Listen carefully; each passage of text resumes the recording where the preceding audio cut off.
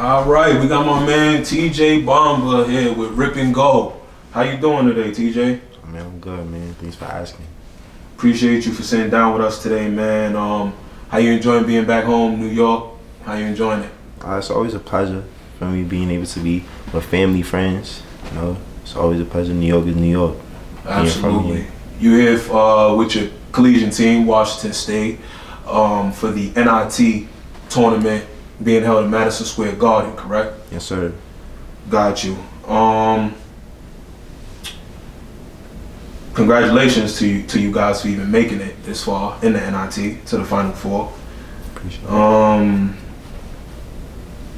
This is your first game in New York City since 9th grade, correct? First school game, whether high school or college, since 9th grade, right? Yeah.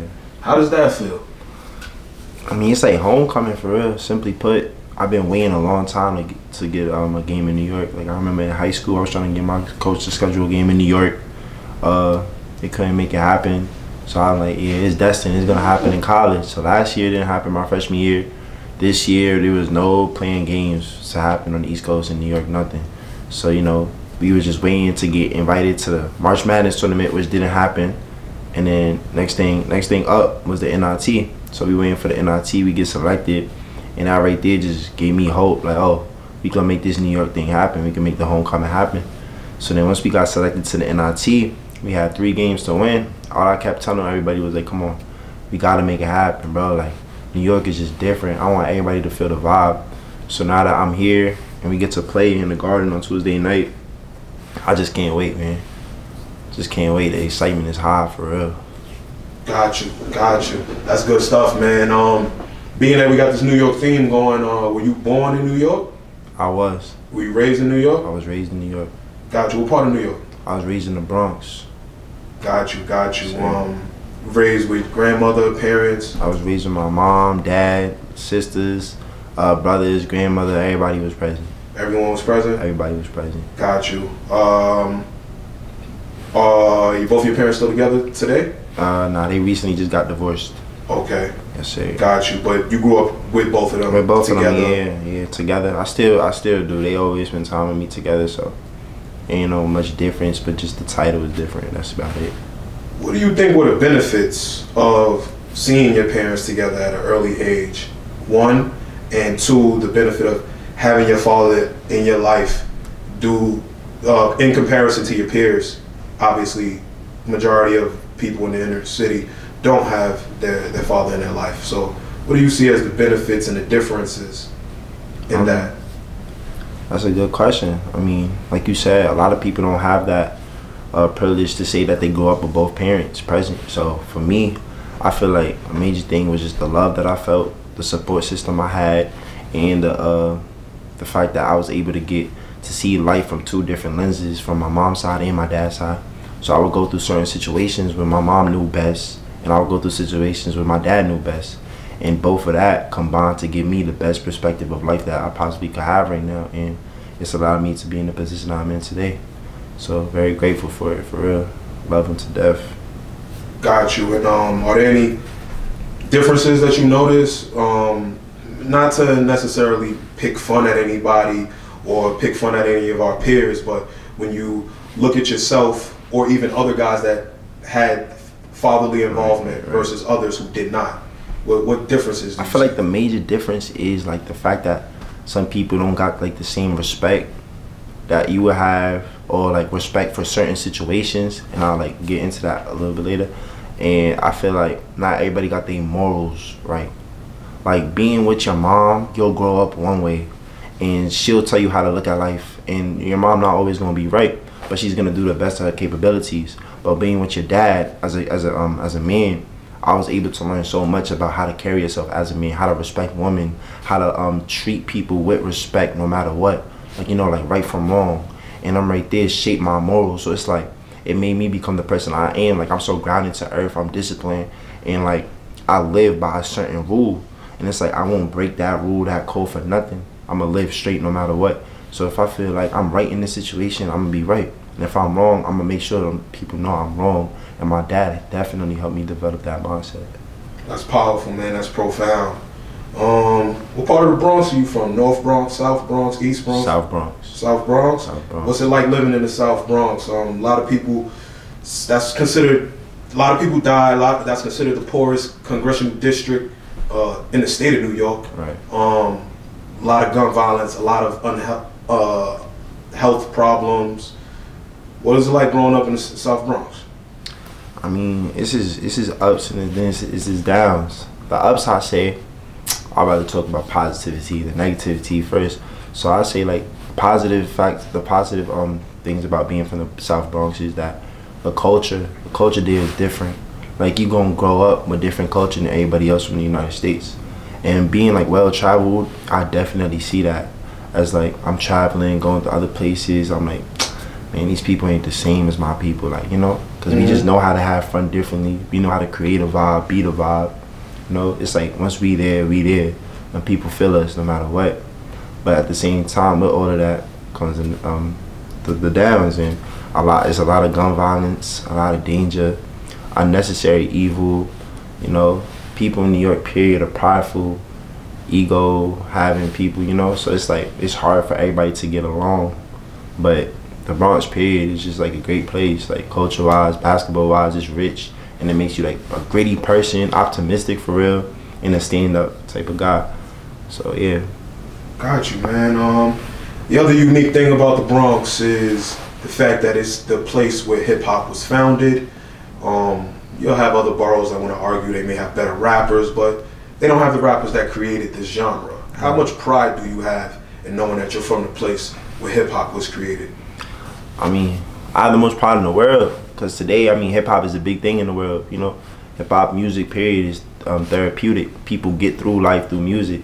So anytime an argument pops up, oh, this person better, I mean, yo, at the end of the day, I got to remember like where it started, right? People got to pay homage. So it's like being able to say that during the argument definitely like give me power over other people in terms of like they got to respect the Bronx no matter what. Like I tell them about a specific rapper, they be like, nah, I ain't that cool. But then I'll be telling people, I gotta remember like the Bronx been doing this, you know. So it's like, yeah, for sure. Like, who's some of your favorite artists right now in hip hop? Right now, A Boogie, Lil Baby for sure, B Love, K Flock, Drake, and right now that's about it for a top 4, top 5, whatever. Got you. Lil Durk too. Gotta add Lil Durk for sure. Got you. Sound like you got a few Bronx guys in your rotation as well, showing your love and affliction for the place you're from. For sure. Earlier you hinted towards gun violence coming from the Bronx. Have you lost any close friends or relatives to gun violence, unfortunately? Yeah, by any chance? Yeah, I lost 2 close, dear friends for real. Muhammad Toure and then Brandon Hendricks. The world know him by Diddy.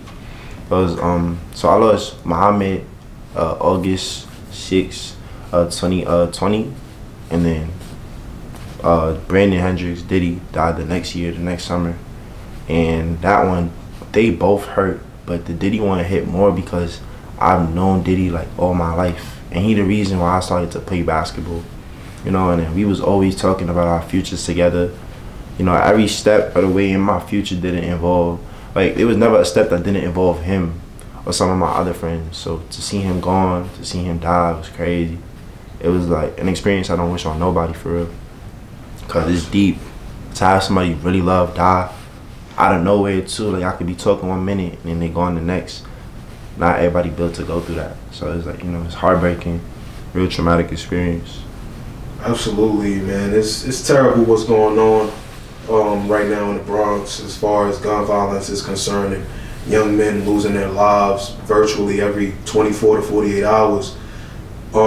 If there were anything that you could do or assist with trying to put this stuff to a halt, what would be some of your suggestions?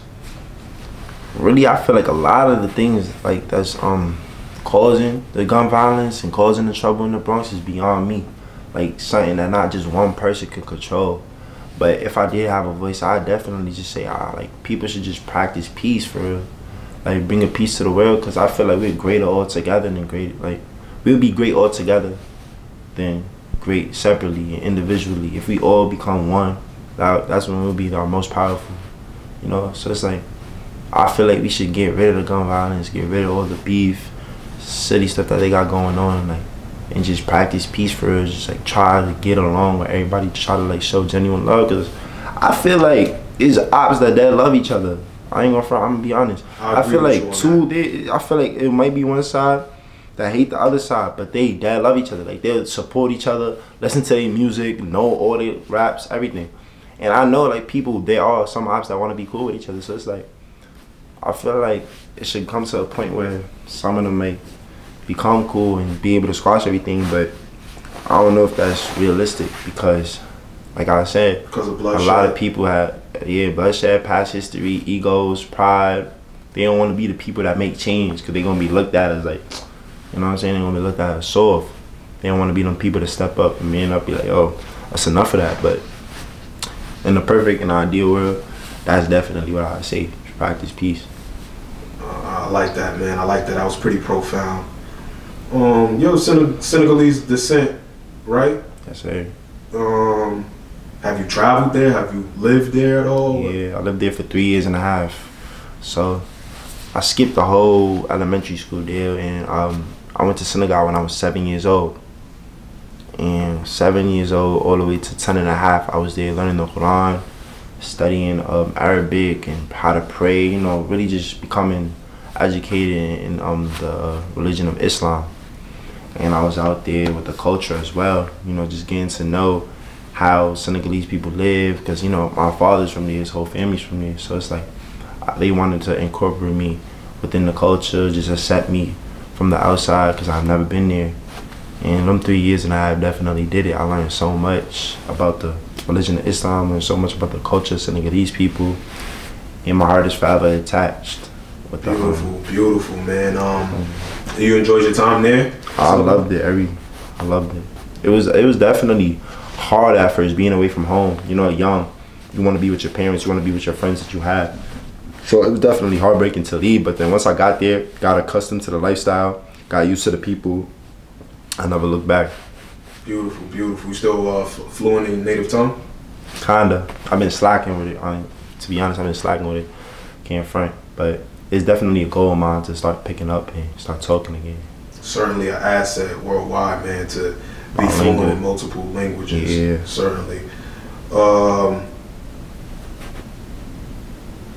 You have any other, what was your main recreational activity prior to picking up basketball? To be honest, I tried all types of stuff. Like I tried soccer, football, baseball, tennis. I was just active, like, you know, like just being a kid, going outside just to do anything. Like nobody want to stay in the house as a kid. This is the first couple of years of me going outside, getting to meet people. So I was always just outside trying new things, new activities, whether it was playing football in the park, going to the actual field, swinging a baseball a couple of times, you know. It was just outside trying to do anything, and then that's when I really like started playing basketball. And I'm like, yeah, this is what I want to do. Got you. When did you begin taking the game serious? Really, my sophomore year of high school. For real, so I knew I wanted to play basketball in 8th grade. I'm like, yeah, I want to go somewhere with this. But I can't say I necessarily started taking the game serious then because I didn't know what it took till I got to like 10th grade. When people really started showing me, yo, if you want to be like this, you want to get to this level, you want to play at this level, these are the steps that you got to take. So once I was introduced to them steps and started like actually working and like grinding the way a person who want to get there should, that's when I started playing, taking the game serious for real. Got you. When did you know you wanted to become a D1 player? Not when did you know that it could happen, but when did you know that you wanted to become one? Probably like 8th grade year. I remember just sitting on my couch watching the All-Star game, watching Kyrie Irving, and it's just like the excitement is what did it for me.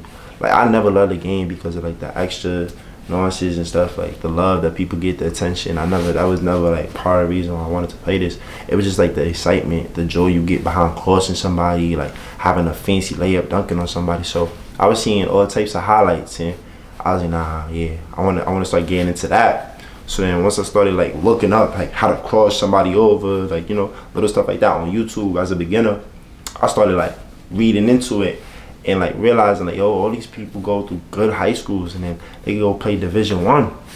So I started looking up all types of Division 1 colleges, and then that's when I was like, yeah, I want to play Division 1. This was my 8th grade year, because I remember that 8th grade year I started taking academics more serious.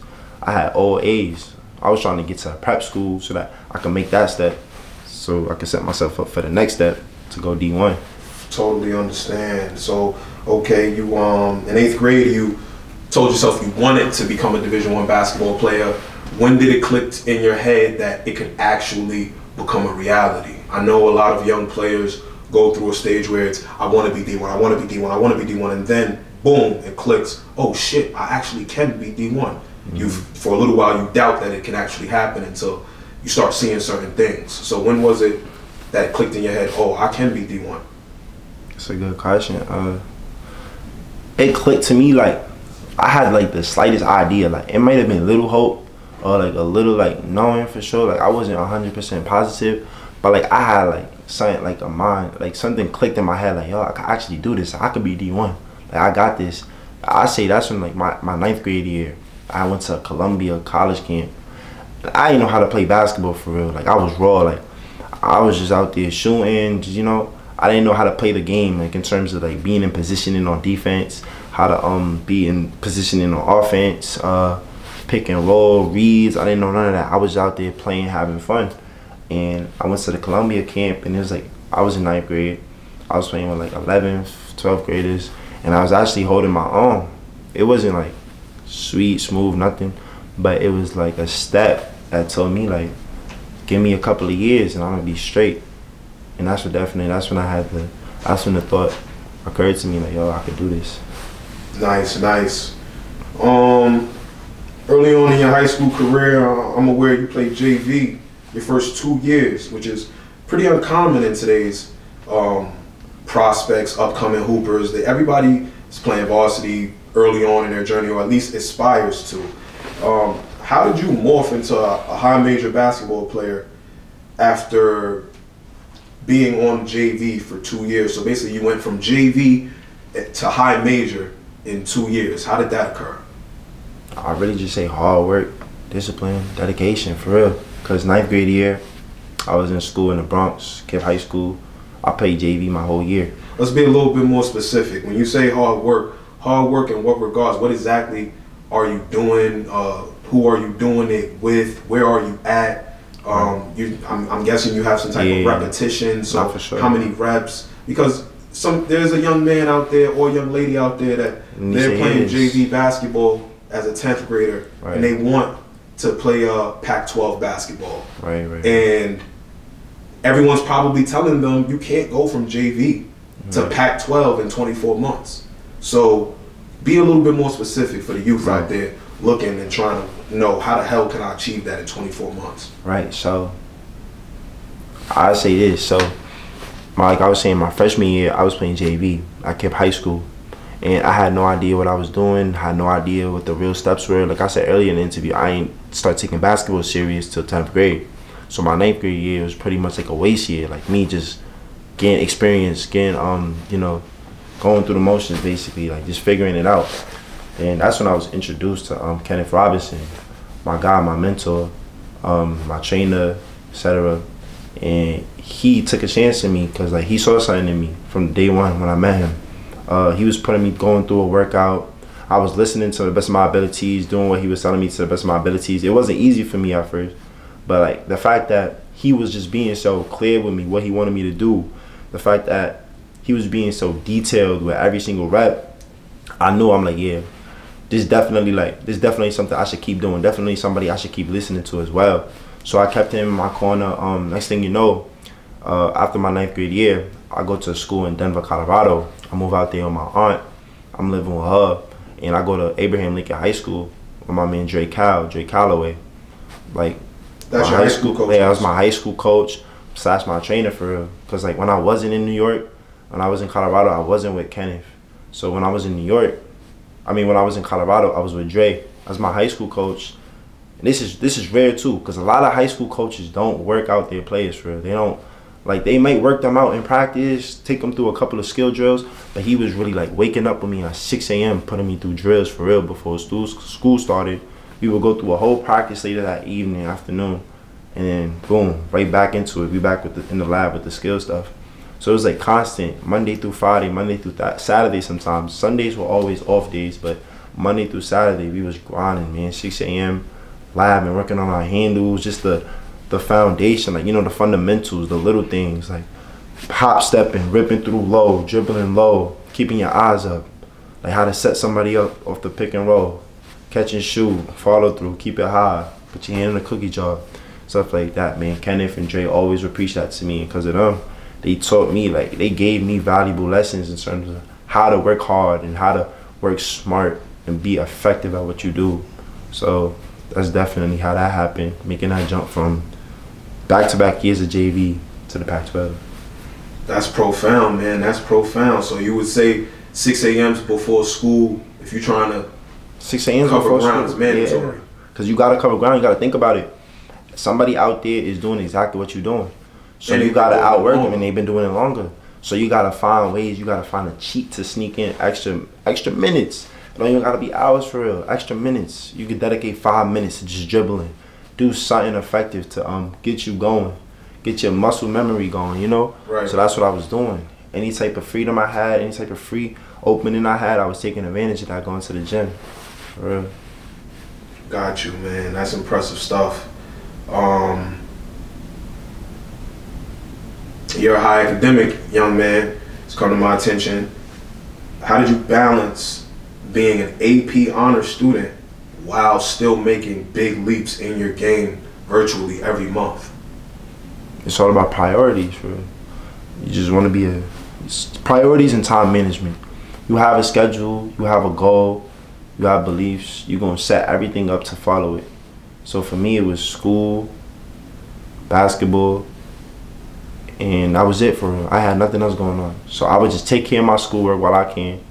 And then once the school was done, because I would finish work early, I would go work out, and then vice versa.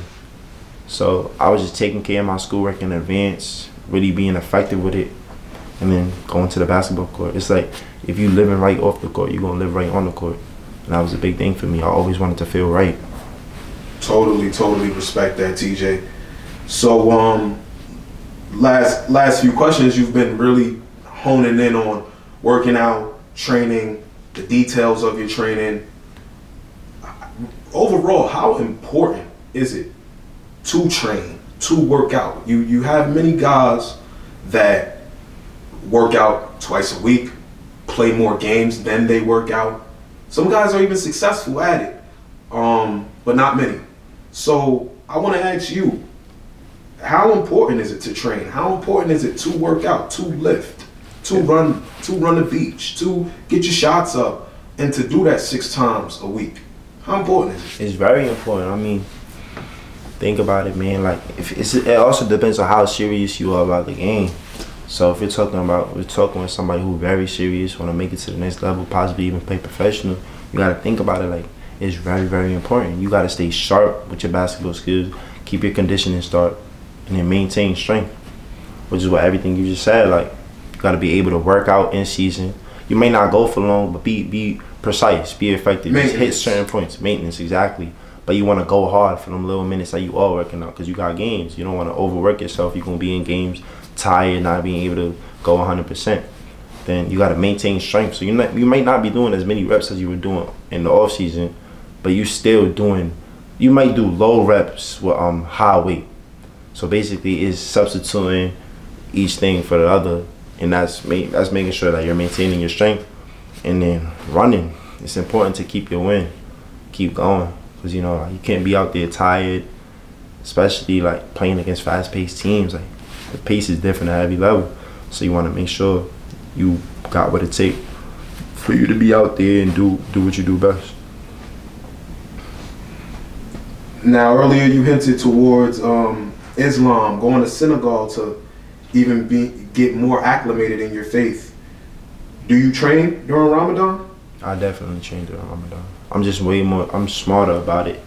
So I might not, so you basically, Ramadan is you can't eat till sun up to sundown.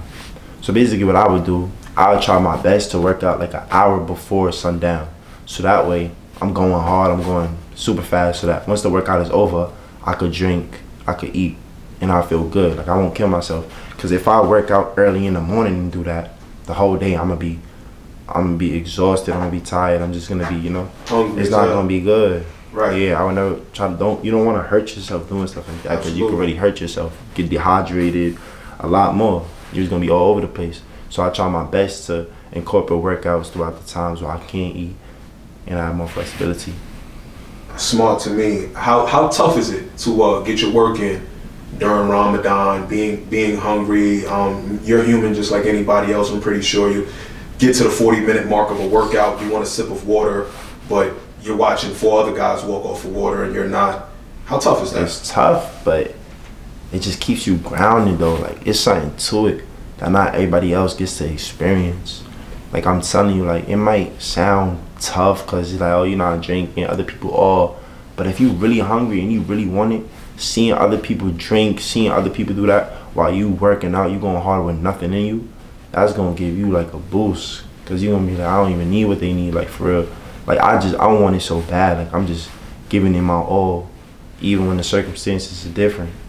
And to me, that's how I feel. I get like extra adrenaline to work out during Ramadan, for real. If you ask me, like, I don't know. It's Nice. just me personally. Nice. It's a beautiful perspective. Importance of mental toughness. I want to ask you that. What do you think is the importance of mental toughness? I definitely think it's mentally tough to do what you do during Ramadan, but also being a high academic. You graduated high school with what GPA? Like I want to say 3.9, close to a 4. Right, like right. I was told it was a 4.0. Yeah, You took AP courses since 10th grade. Yeah. You have a great physique, which means that you were in the weight room during high school, because you don't just get that in college. So you had to have some element of mental toughness to be able to juggle all of that. And right now you're playing 20 minutes per game in college. You're one of the better defenders in your conference. Your head coach, Kyle Smith, labels you his best perimeter defender on his roster. How do you juggle all of that? And what element does mental toughness play in that? You just gotta be mentally tough, period, in life, because you know you're gonna have a lot of things thrown at you, especially in the position I'm in. It's like I got a lot of things to worry about. I got a lot of things on my mind, and I got like a lot of different responsibilities that I have to keep up with, and I have a lot of different expectations that I have to keep up with. So it's just being mentally tough, attacking the day the same way you attack it every single day is important. Having your own little rhythm, having your own little routine, that all helps. Just being able to just think straight no matter what. Like you never want to panic. You never want to, like, you know, get anxious, nothing. Just stay true to yourself, stay calm, and then the mindset itself will take care of everything else. Like as long as you want this for real, you in it for the genuineness about it, you gonna be straight. Cause me, like, it could tell me I'm the best defender. I'm not really gonna take that to my head. I'm gonna just keep doing what I've been doing. Cause if I'm just out there doing what I'm taught to do, doing what I worked hard to do, that's all I'm gonna do. I'm not gonna think nothing more of it. Like the moment you start thinking more of certain situations, like you really look at your highs and go, oh my God. You know what I'm saying? You gotta stay even keel. You can't look at your highs too high. You can't look at your lows too low. Can't get too high. That's my point. So it's like once you get there, you're gonna be straight. I always the mental mindset. Got you. From my brief time knowing you, your image has seemed to always matter to you, from obviously fashion to you taking care of your physique, to having your hair cut, to flawless skin, always keeping yourself well groomed, well trimmed. So I want to ask you, how important is a clean cut image to you? To me, it's important. It's important because you look good, you play good, you feel good, life is good, you know. So I just want to make sure I'm straight before I approach anybody else in any type of way, on my business straight. Because then any other reaction I have with anybody gonna be good. Because the moment I come to you and I don't feel good about myself, I don't feel like that interaction gonna be good. And this could be with anything. So if I'm straight, I set myself up straight, I look good, I feel good, I feel healthy, then I feel like any reaction I have with anybody's gonna be good. I'll make the most of it. Even if it's a negative person, any reaction I have with any situation, I'll make the best of it. So it's just about me, how I live. Like I said earlier, like you want to live right on and off the court. That's me living right off the court to live right on the court. Because you take care of certain situations, take care of certain people, respect people. And you get this just by being clean. Like by taking care of yourself, you get this. Like you'll get a boost. And that will carry on over to everything else you do in life. Absolutely. So you think having that clean cut image it's been to the benefit of you, not to the detriment? For sure. Absolutely. Great stuff, young fella. Well, you keep that up, man.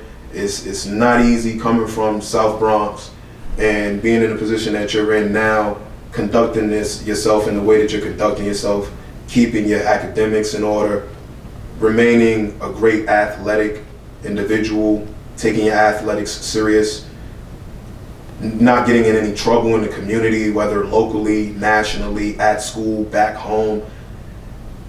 It's not an easy feat, man, and I just want to give you salutations on that. And God bless your journey. Keep it up, youngin. Appreciate you, my guy, for sure. Appreciate you. Thank you for having me. No doubt, man. Thanks for coming. Yes, sir. Absolutely.